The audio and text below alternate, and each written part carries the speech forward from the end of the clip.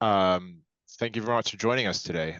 I'm James Mayger. I'll be moderating today's panel. I'm a reporter for Bloomberg News in Beijing, covering China's economy and trade since 2018. And prior to that, I covered the economies of Japan and South Korea from Tokyo. It's my pleasure today to introduce the two panelists we have today. The first is Dr. Deborah Elms and also Mr. Keith Rockwell. Deborah is the head of trade policy for the Hinrich Foundation in Singapore. And prior to that, she was the founder and the head of the Asian Trade Center. She joins us today from Singapore. And Mr. Keith Rockwell is also affiliated with the Hinrich Foundation, where he serves as senior research fellow after a distinguished career at the World Trade Organization. He joins us from Geneva. Before we get started, I have a short PSA. This is an educational program organized by the Association of Foreign Press Correspondents in the US in partnership with the Hinrich Foundation. The AFPC USA is solely responsible for the development and content of this program. Thank you for joining us today. The topic of the talk is, thank you for joining us, both the panelists and also to our audience. The topic today is tariffs, trade, and global upheaval. What next? My plan is for Deborah and Keith to talk for about the first 25 minutes and then field questions from the audience. If you have questions, please put them in the chat with your name and your affiliation. Before we get to the what next, though, I thought we might have a quick recap of how did we get here and how is this different? How is this moment different? And I was talking to Keith and Deborah yesterday about, in preparation, and Keith made the point that it was so shocking how things have quickly turned so pear-shaped, which for American listeners means to go bad.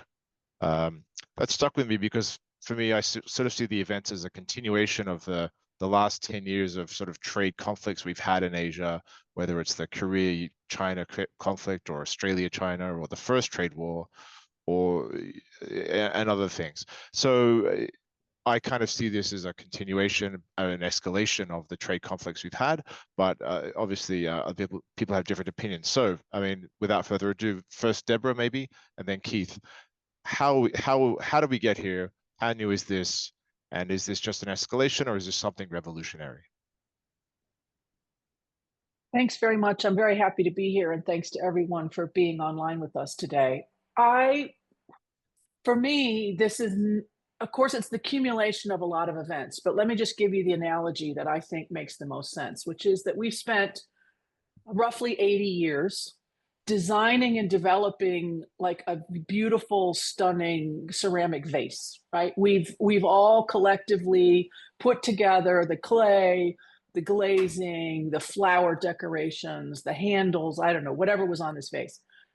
Now, over the last few years, and I think this gets to your point, James, there's been some challenges around this vase. And in particular, it's been getting pushed closer and closer to the edge of the table. But it's still been precariously perched on the edge of that table until January of 2025, when Donald Trump, in my view, has just knocked the vase onto the floor, and we are now looking at the pieces on the floor. Now, that doesn't mean that we're done with trade, just to be clear. That doesn't mean we're done with globalization. It doesn't mean that the trading system will never recover, but it does mean that what we've spent all of this time and effort building is now going to need to be rebuilt from the ashes of what's left. So pull together the pieces, and we're not going to rebuild it in the same shape that we had. So now we have all of these fragments, and we have to figure out, are we going to make one vase or two vases or six? Are we going to make a vase? Are we going to make a plate? I don't know what we're going to make yet. I think it will take a long time for us to figure out how to put the pieces back together again and how they connect to each other and what is the relationship between these different pieces of crockery.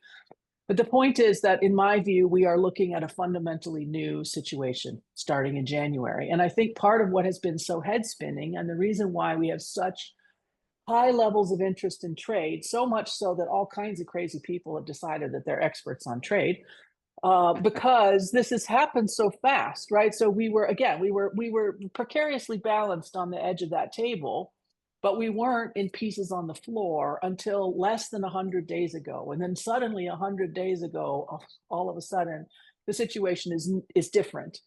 Now, the extent to which that matters to you, obviously, is going to depend on, where you are in the globe, how integrated you and your firm, your company, your individual purchasing is integrated with the global economy.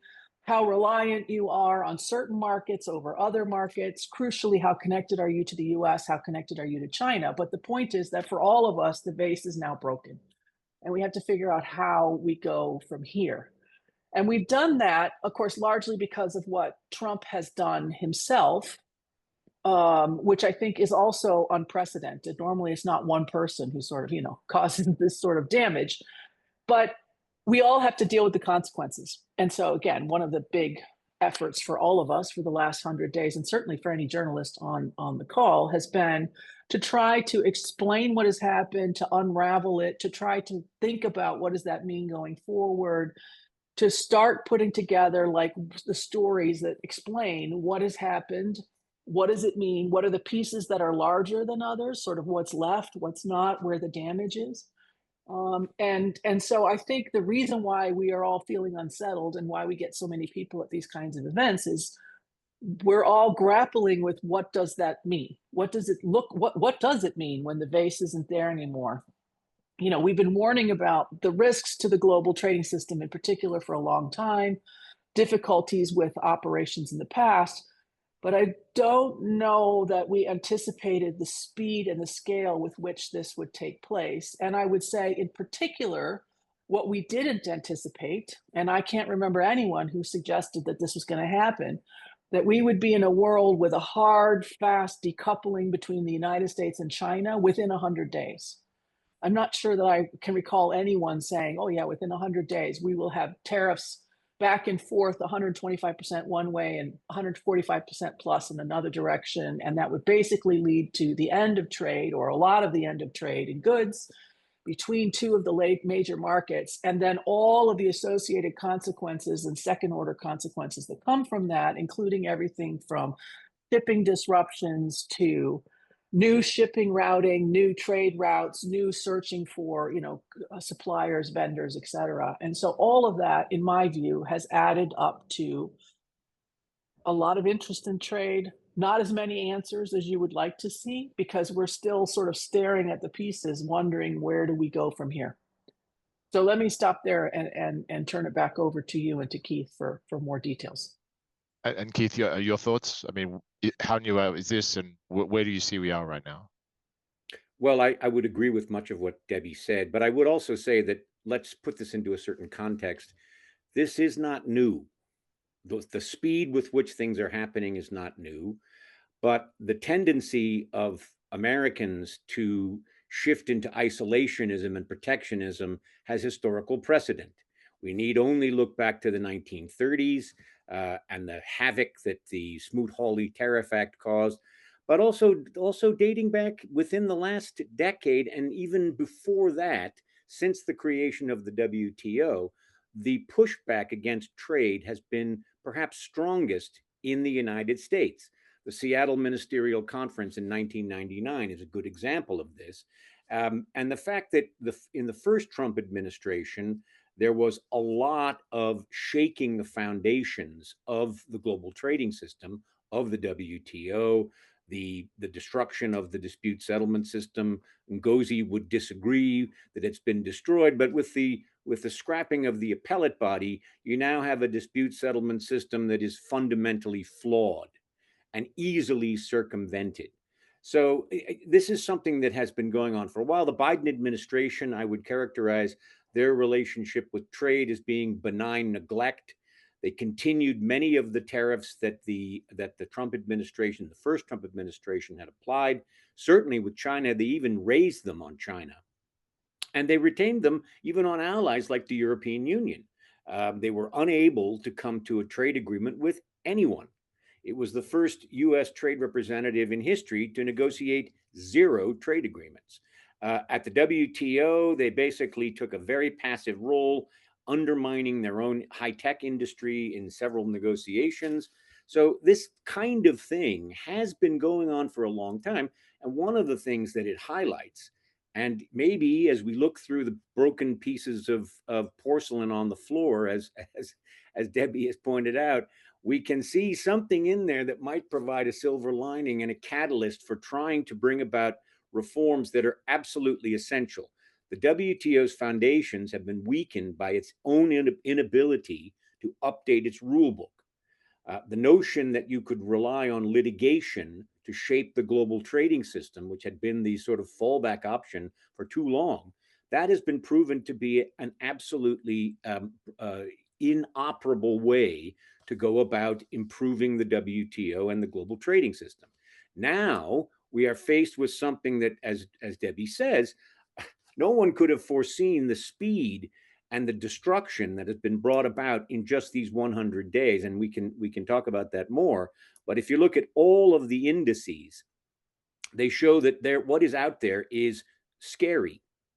It's not just the fact that ports on the West Coast are seeing orders plummeting, or manufacturing indexes are plummeting, or sales are being lost, or markets are tumbling.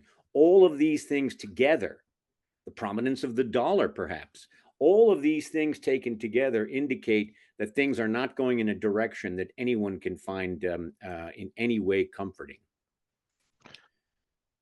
I'll stop there. So thank you. So thinking about like where we are going from here in the next 2 months, we have about 70 days left of the 90-day grace period in which most tariffs are suspended by the US. The US is apparently in talks with 17 countries on some kind of deal. There's an APEC trade ministers meeting coming up in a few weeks. You were speaking, Keith, maybe I'll come back to you first. You were speaking about like the slump in shipping that we're seeing going into the West Coast right now, and through to the East Coast as well. What's your expectation for global trade, for the US economy?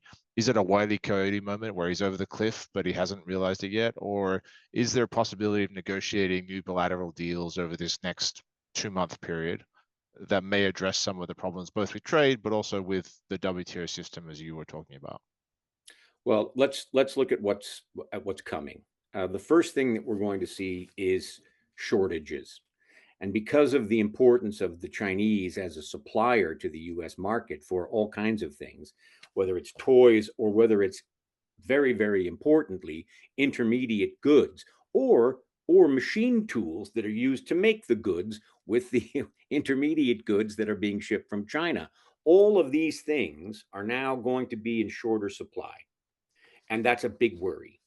Rare earths, for example. The 17 rare earth minerals that the Chinese have now basically stopped sending to the US, there is only one provider of most of these rare earths. And it's not just the raw materials, it's the processing. Over 90% of the processing of rare earth minerals takes place in China.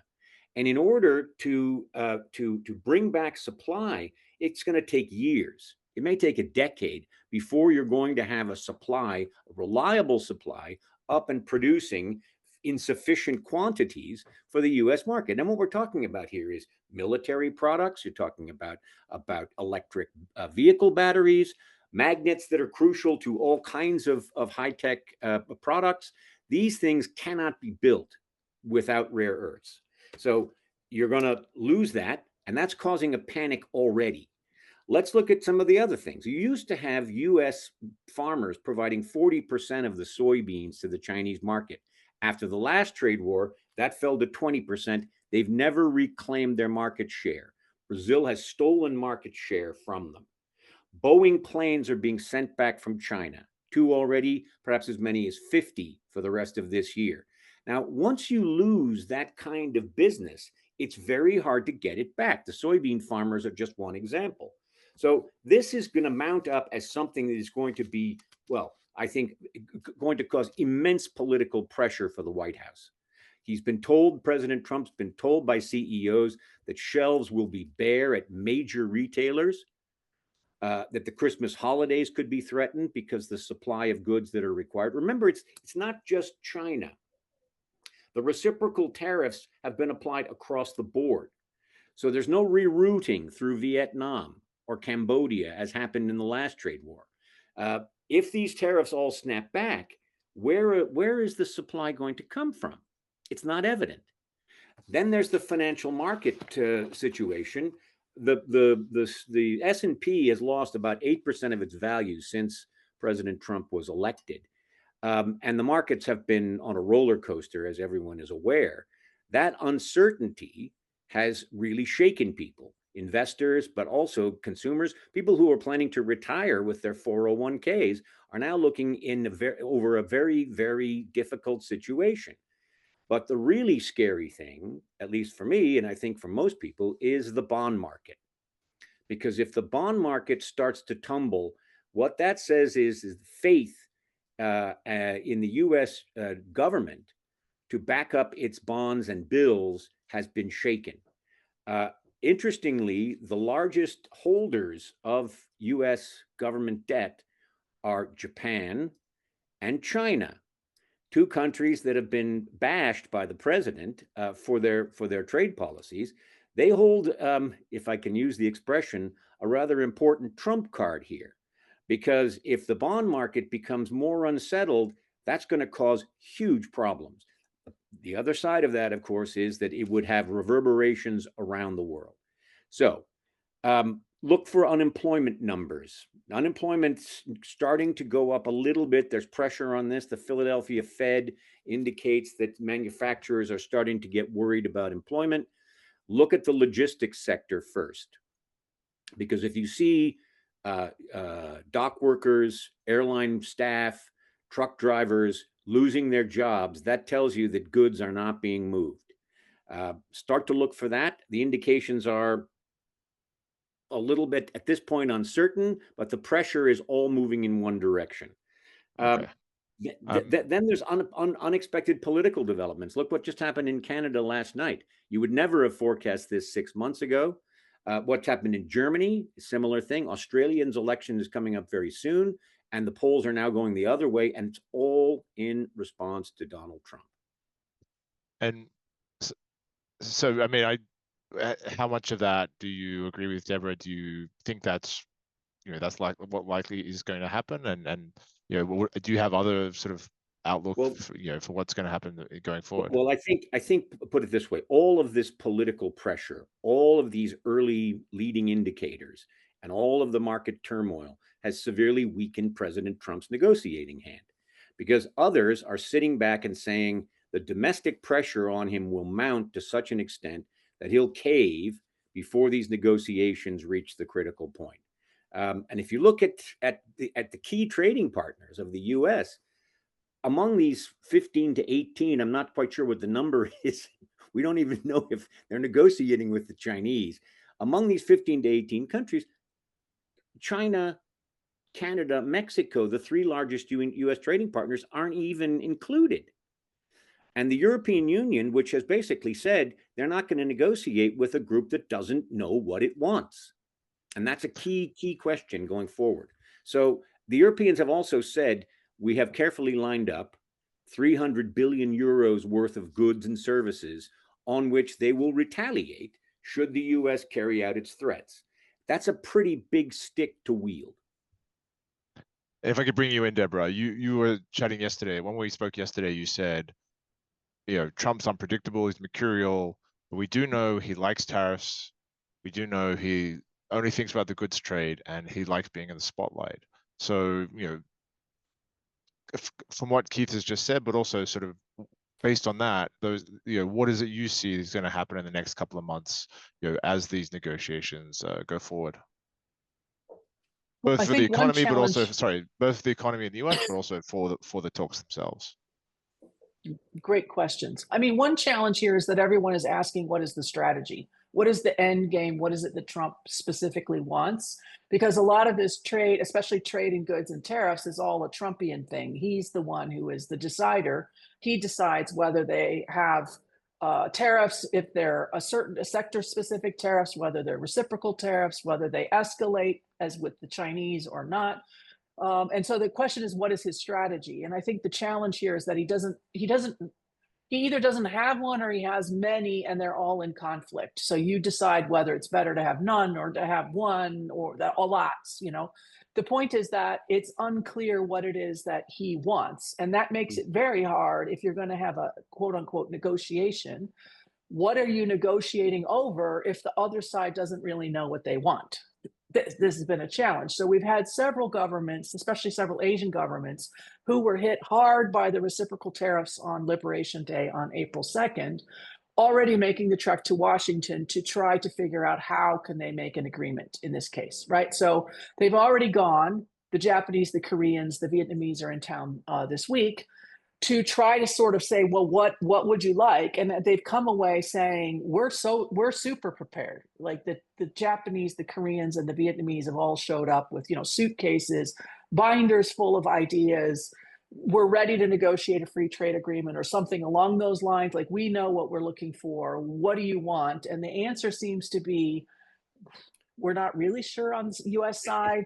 Give us a 2-page document with a few high-level points, and maybe that counts. I mean, I just think the challenge here is it's not a negotiation, not really, not in the traditional sense. This is really about, can you create some kind of political agreement in the 90-day window or not that will ultimately satisfy Trump such that he removes, and I think this is, I cannot highlight enough how important this is, a piece of the tariff puzzle.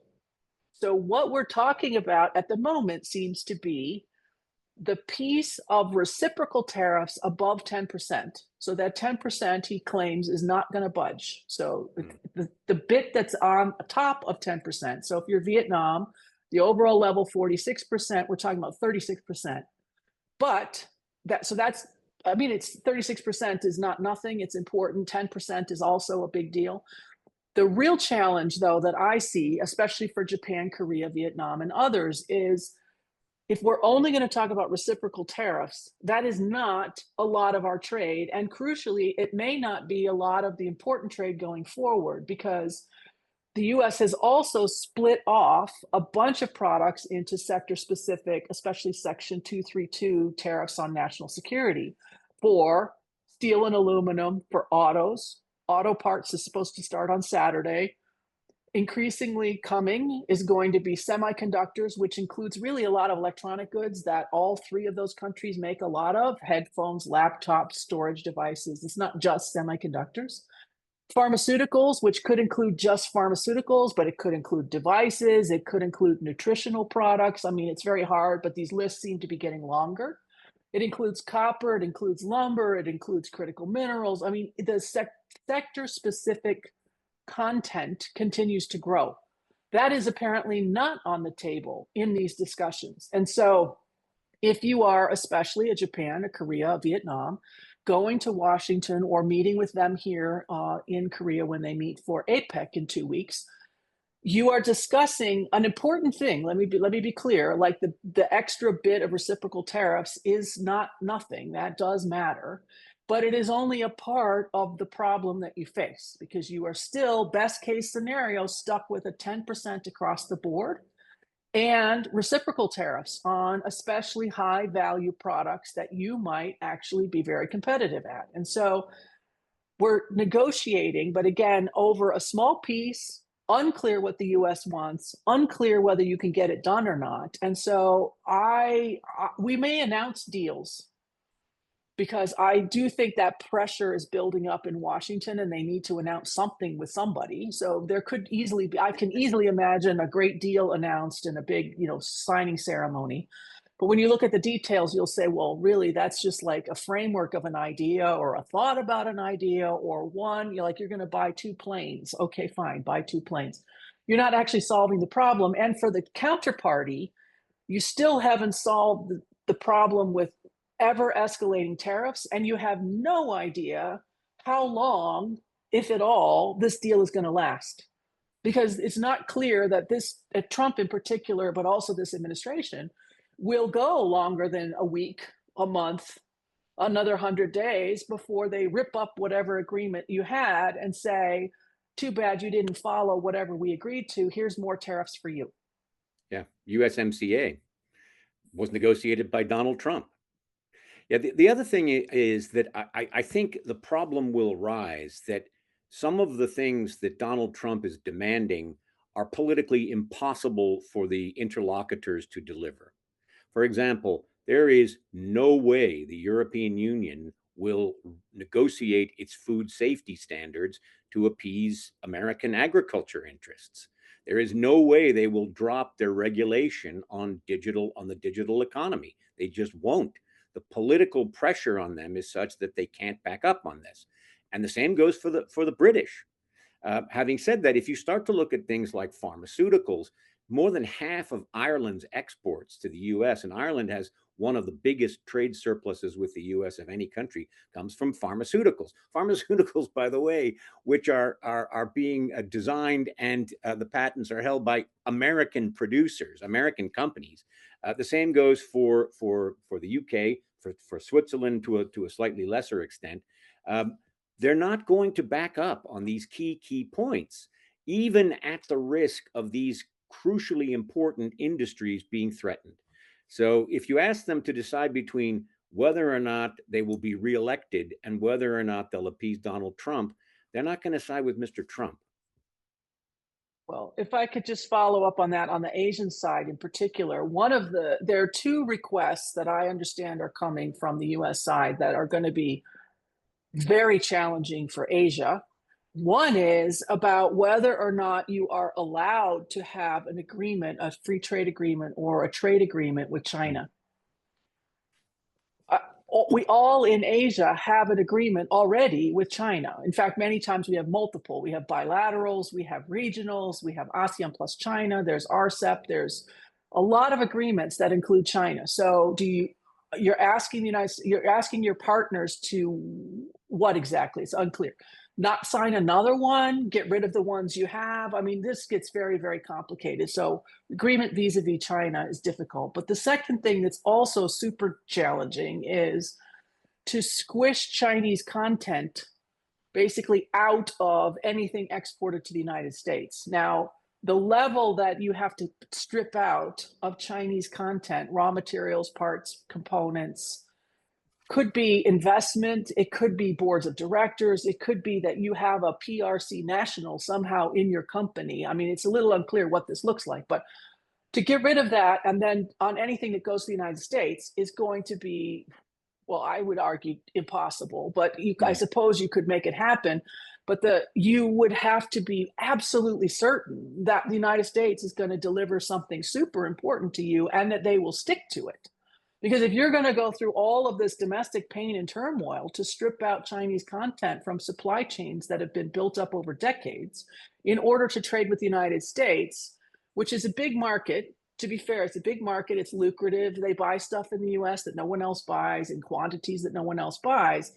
But that's a balance that is going to be very challenging. And I think, to get back to Keith's point, the domestic consequences of agreeing to these provisions is not small. There will be an awful lot of firms in these markets who will say, you just sold us down the river for what? Like, you can't make us do that. We can't, especially for the small and medium-sized firms in a lot of these markets.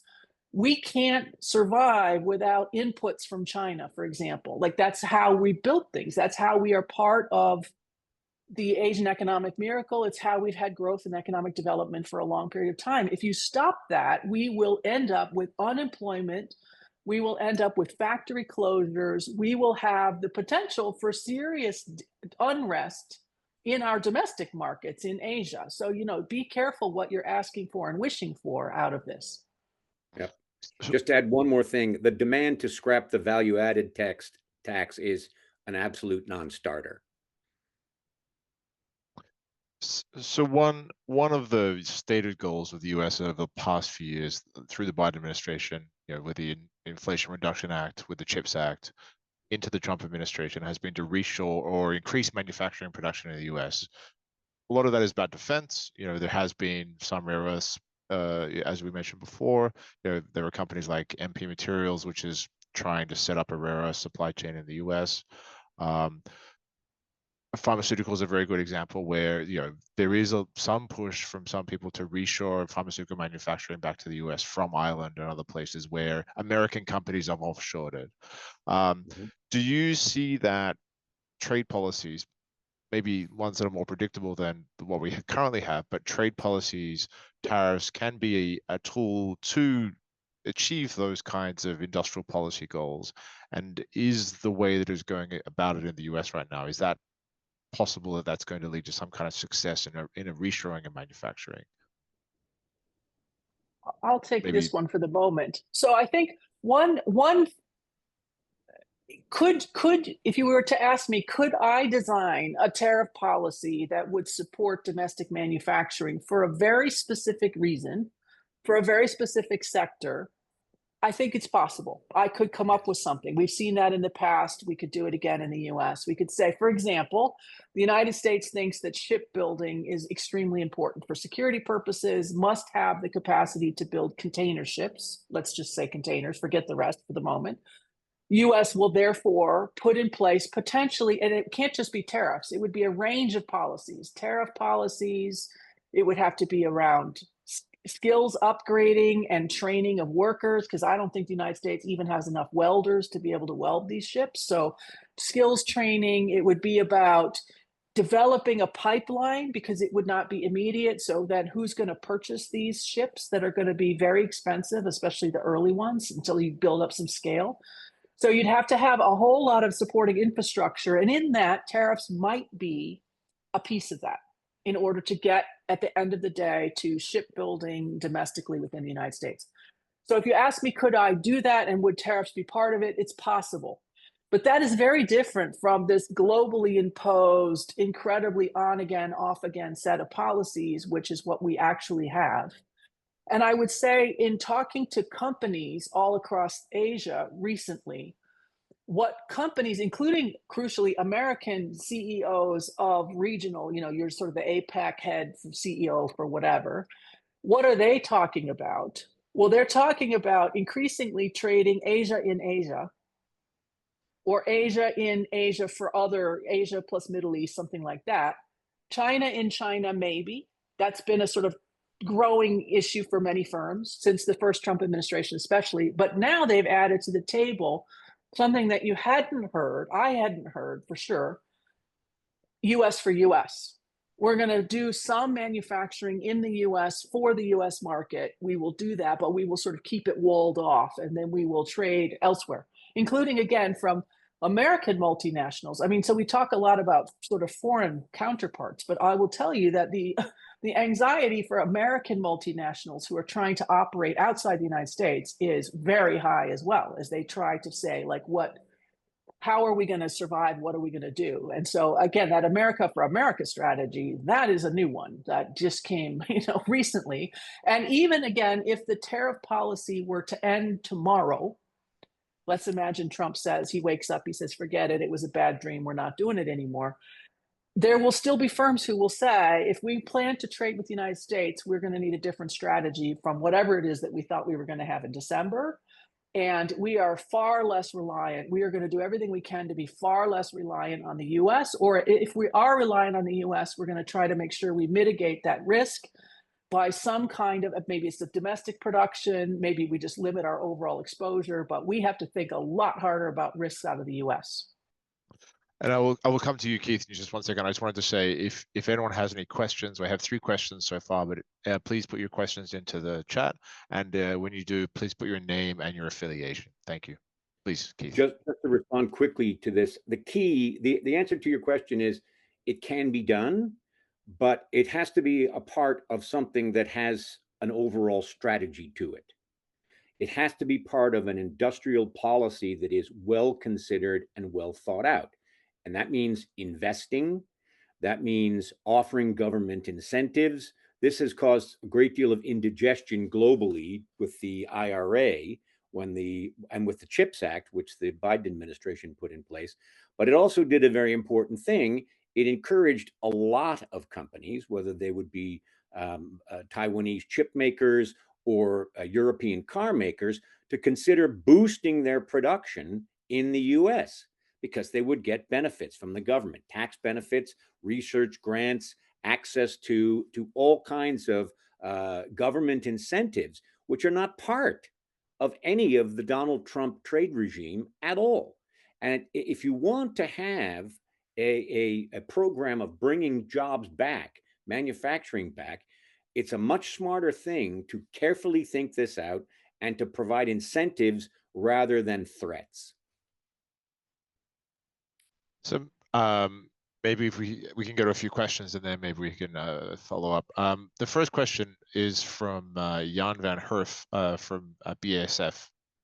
He asks, what's the legal basis for what the U.S. is trying to, or what is the legal basis for the deals that the U.S. is trying to negotiate right now? In the past, there was the Trade Promotion Authority or Fast Track Authority, but at this time, what is the basis for the talks that are happening? You want me to take this? There's a lot I think the short answer is there isn't one. I mean, there's a lot of discussion among legal scholars. I mean, there will be books written about this after the fact. What was the legal justification for the imposition of tariffs in the first place?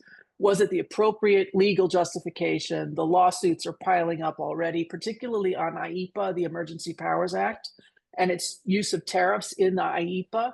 So there will be legal cases that go on for, I don't know, probably maybe the rest of my lifetime. I have no idea. But so it's hard for me to take seriously questions about the legal basis, only because I don't see the legal basis having been particularly well followed up until now. Yeah. But perhaps something will change. There is the Constitution. There is Article 1.8, which says that control of foreign commerce rests with the Congress. Now, that does get handed over to the White House through Trade Promotion Authority, which, by the way, has elapsed.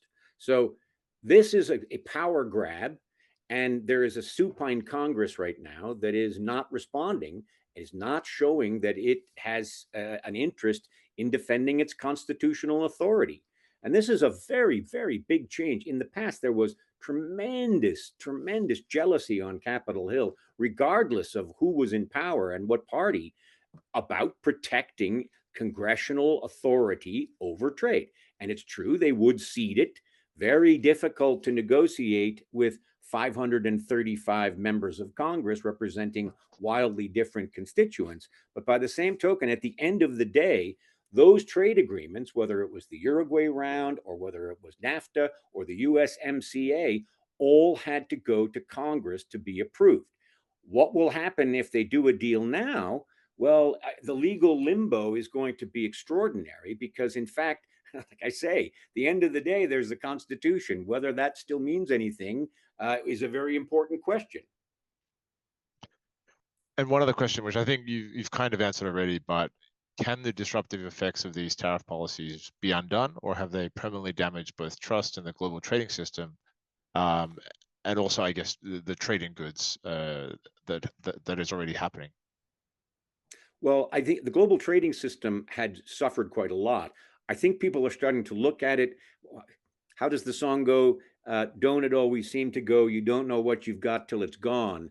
The stability, the predictability that came from having global trade rules that had been agreed by everyone is starting to look pretty good to a lot of people. They may not like the fact that the rules haven't been updated, but the acquis, what had been obtained over the course of 7 or 8 decades, that was something that was a foundation stone of the global economy.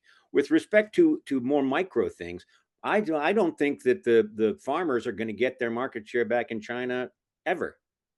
Brazil can easily up its output to steal more market share. The Chinese are developing their own agriculture. Chinese are developing their own aircraft. You miss that sort of thing. You become an unreliable provider. Very, very difficult to reestablish the confidence you need with your clients.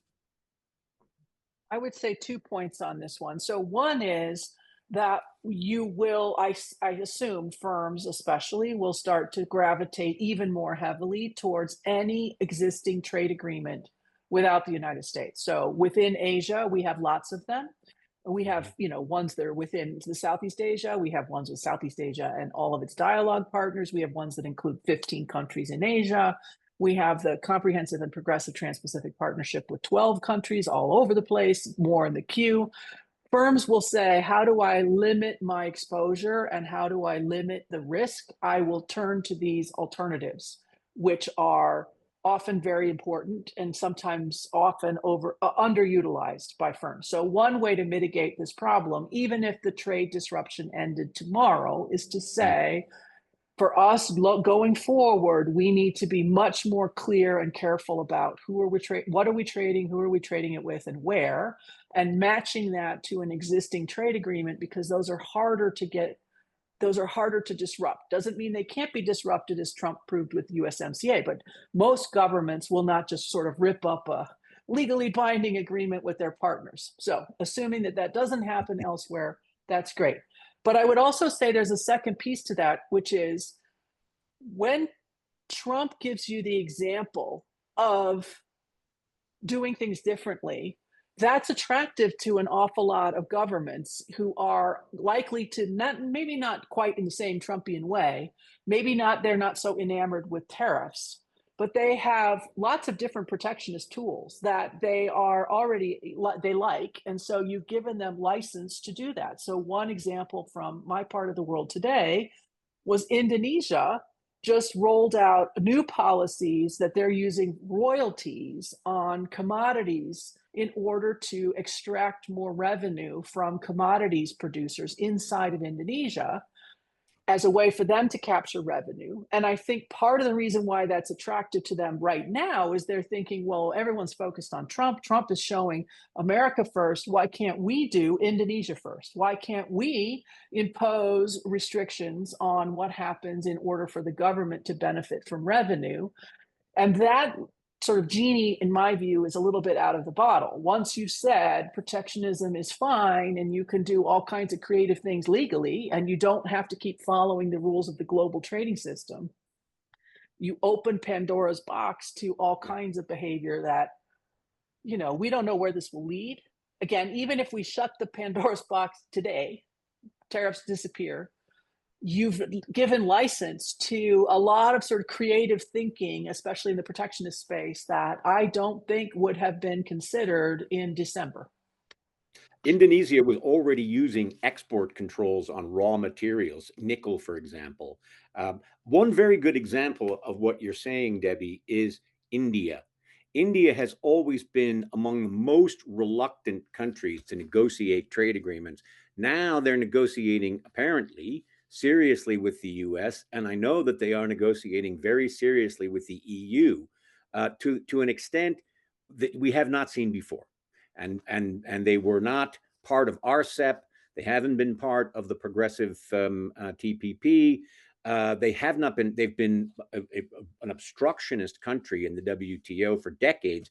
Suddenly now they see the wisdom in negotiating agreements that provide them with a degree of certainty, whether that's because Apple is shifting production of the iPhone for shipment to the US to India from China, or because they're attracting more foreign investment broadly. I don't know, but it's a very interesting development and one which underscores your point. So I want to follow up something Debbie said about RCEP and CPTPP, especially with RCEP and all the ASEAN China FTAs. These provide Chinese goods free access or tariff-free access, or many Chinese goods tariff-free access to those economies. And one of the concerns that countries like Indonesia or Vietnam or Thailand have about what is happening now is that Chinese goods that would have gone to the US before are going to come into their economies in even larger amounts. And China is already facing deflation at home. There is a concern that those goods will be dumped in their economies.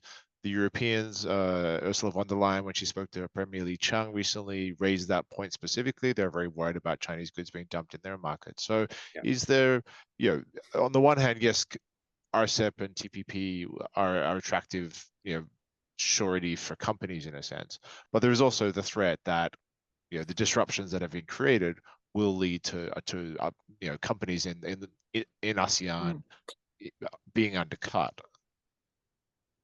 I think that's a real concern. I mean, you hear this, usually you didn't use the word, which I'm very happy about, but I hear all the time Chinese overcapacity. The Chinese have overcapacity and they're going to dump everything in our markets and wipe us out. And I would say, first of all, let's be careful with the use, especially reporters, of the term overcapacity, because I want to know what is the difference between overcapacity and exporting. Every export cannot be an example of overcapacity. That's just strange. And somehow this term is only applied to China, which I also find odd. Like, why is it only China can have overcapacity?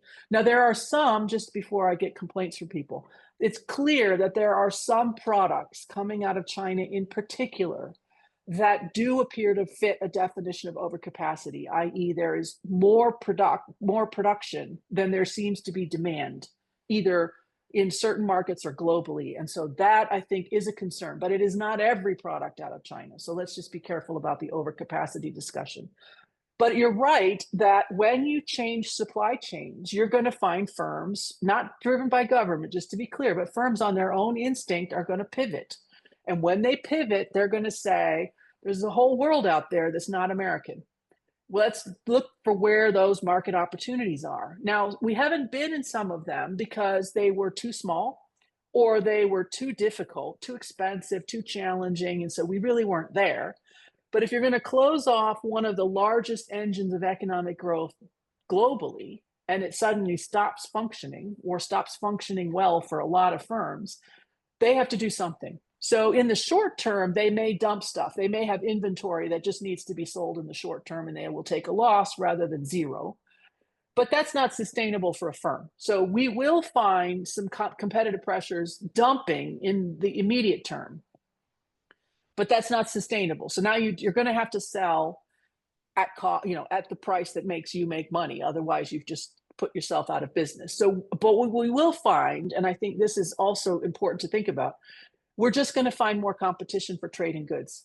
Because again, if you're not going to sell in the US, you sell it somewhere, you're going to look at markets where you weren't before.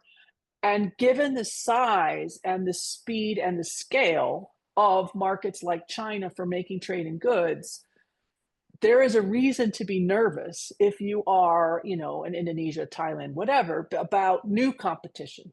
Because again, it's very hard to compete, especially in the MSME sectors, right? The smaller businesses that will suddenly face competitive pressures.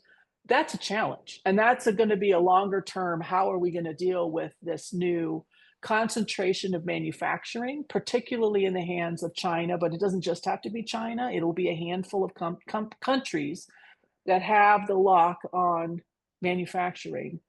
That's a problem for development purposes, which we will have to think about for sure. We will spend an awful lot of time, I think, for the rest of my career thinking about, okay, if the progression we used to see, agriculture, manufacturing, up the manufacturing ladder from light manufacturing towards heavier manufacturing, or from light manufacturing into higher tech manufacturing, into services as you get richer.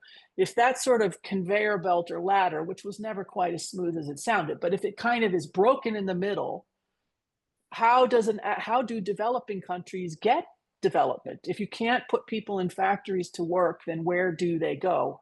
That's a challenge that we're all going to be grappling with as we reshuffle 80 years worth of economic integration. And I don't know if we have an answer to that yet. So I would say, this is clearly going to be one of the central problems of the next decade. It's a huge issue here in Europe. It's a huge issue.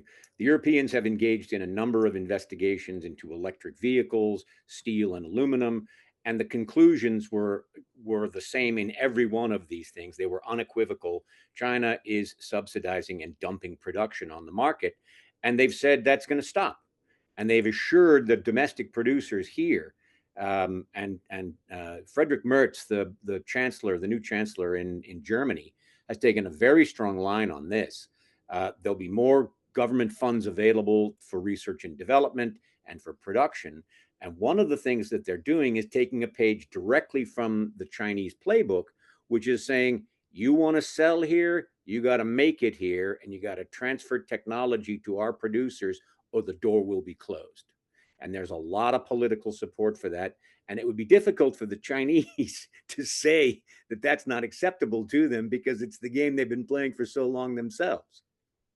So does that kind of policy lead to less trade though? I mean, if you want to sell a car in Europe, you have to make it in Europe. If you want to sell a car in China, you have to make it in China.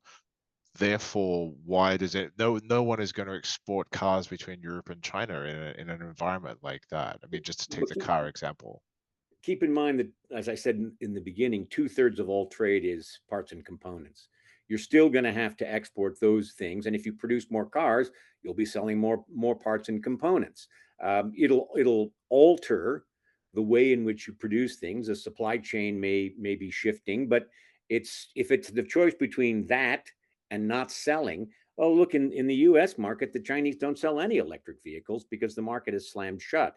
This is the precedent that has been set, and the Europeans are waving a finger at Beijing and saying, it's your choice. Do you want us to follow the US model or the Chinese model? There was another question from someone who was anonymous, but they were asking about ODA from higher income countries in Asia to lower income countries in Asia, which I think speaks to the point that Deborah was raising. Is there still going to be, or do you think there is going to be more, development aid for countries like the Philippines, for example, where Japan, the US, and the Philippines were talking about investing into industrial metal supply chains under the Biden administration, partly as a development goal, but also partly as a decoupling from China goal. Do you see that kind of thing going on, and do you see, or is there going to be a fall off in ODA as well for these countries? I mean, the US, the UK, for example, are cutting back on their aid budgets drastically at the moment. I think it's a bit of a mixed issue here, at least in Asia, which is that, yes, the United States has left the building. That is dreadfully unfortunate. It's unfortunate for both the US, but it's also unfortunate for an awful lot of development projects that were being run in Asia and globally, more outside of Asia actually than in Asia. So that's bad news for those communities that were supported by aid funding. But the Americans are not the only ones who provide aid. And actually here in Asia, specifically, the Koreans and the Japanese give most aid. They just do it much more quietly than the United States and sometimes the Europeans. So I think we will still have development assistance. It may get recrafted for a variety of reasons. That happens regularly. We tend to have sort of, ODA goes in a certain direction and then it sort of pivots and it does something else for a while. And so I can imagine that we will still have development assistance.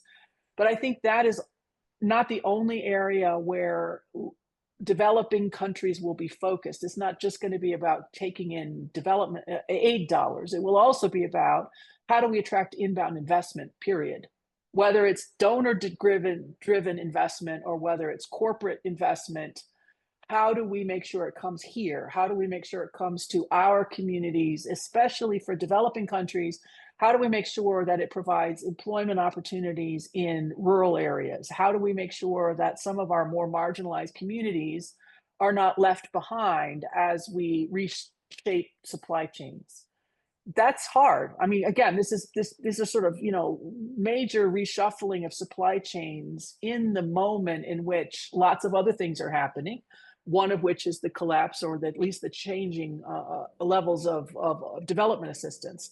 And so trying to figure out, again, sort of how that all fits together, I think is unclear, but it will be in some places that are very donor development aid driven reliant, a huge problem. And in other places, perhaps less of an issue. And I would argue that all developing countries are going to have to do a much better job of making sure that they are attractive partners for inbound investment, because it's going to be hard to make that leap, especially from agriculture into services or from agriculture into certain parts of the manufacturing supply chain that still exist into services without some kind of inward investment. And again, what that looks like, I think, is still a little unclear. But there is an opportunity before we make everybody totally depressed. There are opportunities in this crisis and chaos. And I would say some of those opportunities are around underdeveloped or underutilized trade possibilities. So, if we do trade in Asia, for example, we've had a lot of trade in Asia, of course, but we've had a lot of trade in Asia built for the US market or trade in Asia built for the European market. What happens if you start saying, what is it, as an example, that Indonesian buyers need? Let's maybe design products that are really tailored, localized for Indonesian buyers in a way that we haven't seen before. Because again, why would you do that? Now you might need to, and it at the end actually could be better for Indonesians. It could be better for the Indonesian economy if we had, the development of a marketplace using foreign investment potentially combined with Indonesian abilities and skills. You could create a different outcome. So the vase is on the ground. We have to figure out how to rebuild in a way that is more fit for purpose for 2025 and beyond. One of my biggest fears in this disruption that we're seeing in Washington is Africa. What happens there? Um, a huge number of least developed countries were hit with prohibitive tariffs. Lesotho, more than 40% tariffs on a least developed country. And to your point, Deborah, one of the things that is a powerful incentive for attracting investment is access to a market. And you had in the United States the Africa Growth and Opportunity Act, which is up for renewal this year. I have not heard anyone talk about this. Very difficult to imagine a reciprocal arrangement with a least developed country where they will buy more from the United States than they sell. They have a huge production in Lesotho making Levi Strauss blue jeans. 30,000 workers are employed there. And the reason for this is that they benefit from zero tariffs in the US market on that. That's now gone. That makes this whole thing, because it's an integrated system. If you have development assistance on the ground to stabilize the country, that provides a much more fertile environment for foreign investment. If you know that you can get access to the foreign market for the products that you're making, that does the same thing. Now you're losing both of those things, and it's going to create tremendous problems for Africa. This is meant to be a discussion for journalists. It's being run by the Press Foundation. So I wondered if both of you had a couple of ideas or suggestions for trade stories you would like to read that you haven't read yet, or maybe trade stories that you saw and you liked and like to see more of that kind of thing. If you have a few ideas, I'd like to see more stories on what is the future in Africa, because one of the things that has happened is the Chinese have moved in a big way to invest in the extraction of crucial raw materials, whether it's lithium or whether it's cobalt. But there's not a lot of happiness with the way in which the Chinese have gone about their business in Africa. This created an opportunity for the United States, for the Europeans, and for others, the Japanese, to move in. And Biden, in his administration, saw this. They understood that you can't really do a program, a policy of producing green goods without access to cobalt. So he saw the need to try and enforce this there, or reinforce good practices there to stabilize these countries. That's all down the guggler. The Chinese may be moving in, but it's difficult to get information from those parts of the world. And so I understand the reporting is not easy, but I'd like to see intrepid reporters give it a go. I love the micro stories. So I like stories, which we've seen a lot of, which is great. It's as a trade person, it's fantastic to see front page news stories always about trade. Yay. That's one bright spot of Trump's 100 days. But I would like, and we've had some great stories that show reliance, for example, some interesting stories on, going through a US household, how much of that comes from China, or stories on shipping, how much of the shipping comes from China to the US in reverse. I think those are fantastic. But what I'd like to see now is sort of take those one step further. So US very reliant on strollers and baby equipment from China. Why? I think it would be interesting to sort of to go one step further and say, well, has anyone else tried to make strollers outside of China? And if so, how did it go? Why don't they make them anymore? Are they going to make them now? So you go and you interview people who are, I don't know what, in Vietnam making something else. Can they pivot and make strollers? And if so, great. Are they going to do that? And if not, why not? So I would like to see some more stories like that. I would like to see some more stories that are not just about what Trump has done, but more about like, okay, what are we going to do now that that's happened? Now what? So how are we going to pivot? What are we going to deal with this? There's some other changes that we haven't discussed that I think are going to make a difference. For example, we're losing this provision called de minimis for low value shipments. We've seen what that does for US buyers, a little bit about, prices rising out of China, US buyers. But I would like to see what happens if that gets replicated elsewhere. How much of the trade between two countries is actually de minimis level trade in what? If the price increased, what would that mean? Like, what does that do? Another story from the de minimis angle that I think would be fascinating is a lot of this de minimis arguments, at least out of the US and Europe, is about leveling the playing field for local retailers. But what I would like to, and eliminating monopolies, but I actually think you're driving people to monopolies because you're going to take all those small businesses that used to sell on their own and they're all going to go on a platform. So I'd like to see some more stories about firms that used to sell directly, but if de minimis goes away and they have to spend more on compliance, they will move to a platform. What does that look like? What does that look like for them? What does it look like for the platforms? What does it look like for the customers who are going to buy these goods? So I think there's a whole lot of trade stories. And again, we're all overwhelmed with the Donald Trump daily bonanza of stories, but like the sort of, because the Trump administration isn't thinking about it, what comes next?